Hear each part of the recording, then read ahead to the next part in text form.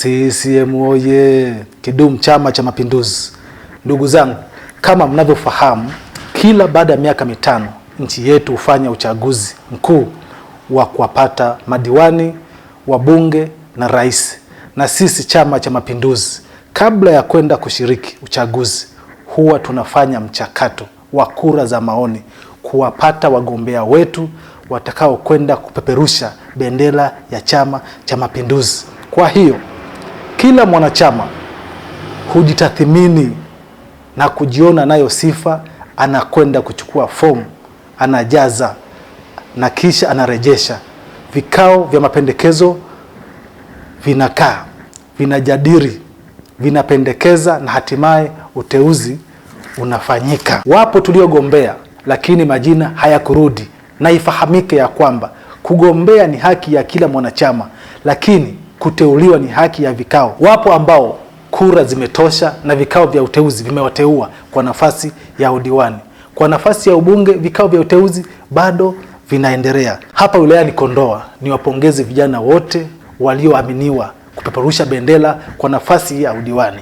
Ni takribani ya vijana 10 waliofanikiwa kupenya na kuteuliwa kuwa wagombea kwa nafasi ya udiwani. Hili sio jambo dogo, ni jambo kubwa sana kwa jumuiya yetu ya umoja wa vijana wa Chama cha Mapinduzi. Na hawa walikuwa ni viongozi wa jumuiya ya umoja wa vijana kwa ngazi ya wilaya na kata, na mimi kama kiongozi wao kwa ngazi ya wilaya ninawapongeza sana. Jambo la kuzingatia kwa vijana hawa, wagombea wote na wanachama wote, kura za maoni zimeshapita na wagombea tayari wameshapatikana. Tunafahamu ya kuwa kila mgombea alikuwa na kambi yake, na kila mwanachama hasa wajumbe walikuwa na mgombea wanayemfagilia. Tunafahamu ili ushinde lazima uwe na wafuasi wanaokuunga mkono, wanaoamini katika sera ulizonazo, mipango ulionayo, uwezo ulionayo, maarifa ulionayo, uadilifu ulionao na nia thabiti ya kuwatumikia. Lakini ukishinda au ukishindwa, basi kambi zako zote za siri, za fitina zife mara moja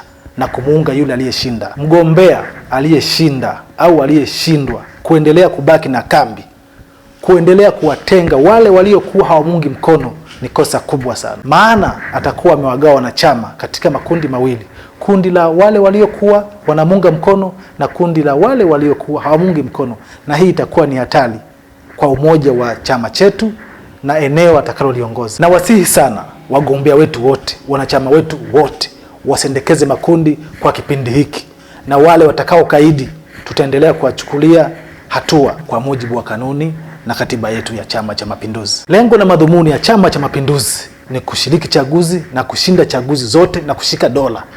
Mgombea wetu aliyesimamishwa, iwe ulikuwa unamunga mkono ama hukumunga mkono, iwe ulikuwa unampenda ama humpendi, awe mwanamke au mwanaume, mrefu au mfupi, napaswa kuhakikisha anapata kura za kutosha.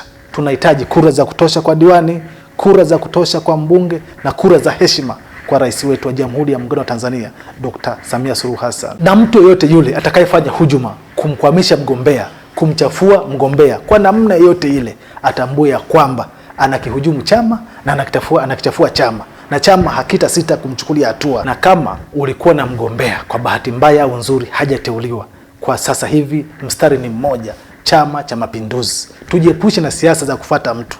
Siasa za kufuata mtu sio siasa nzuri, sio siasa za kuziendeleza, ni siasa ambazo matokeo yake si mazuri. Hivyo wagombea wetu wafahamu ya kwamba wamepata nafasi kubwa na nzuri ya kwenda kuwafanyia mambo ya kimaendeleo wananchi watakao waongoza. Moja ya majukumu yao ni kwenda kuondosha umaskini, ujinga, magonjwa na dhuluma za aina mbalimbali, wakazitumia nafasi zao kwa faida ya watu wote. Asante sana.